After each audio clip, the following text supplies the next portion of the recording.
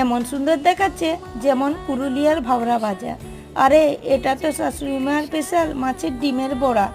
তার লেগে প্রথমে মাছের ডিম নিয়েছি 1 কেজি। উয়াতে প্রথমে দিচ্ছি আদা রসুন বাটা, 6 থেকে 7টা কাঁচা লঙ্কা বাটা, গোলমরিচের গুঁড়া, কাশ্মীরি লঙ্কার গুঁড়া, জিরা গুঁড়া, স্বাদ মতো নুন, একটা ডিম আর কর্ন পাউডারের গুঁড়া দিয়ে ভালো করে মেখে 10 মিনিটের মতো রেখে দিয়ে আরও একবার ভালো করে মেখে নিয়ে গরম সাদা তেলে পরিমাণ মতো করে দিয়ার তন্নায় পুরুলিয়া ভাবরা ভাজার মতো ফুলে উঠেছে।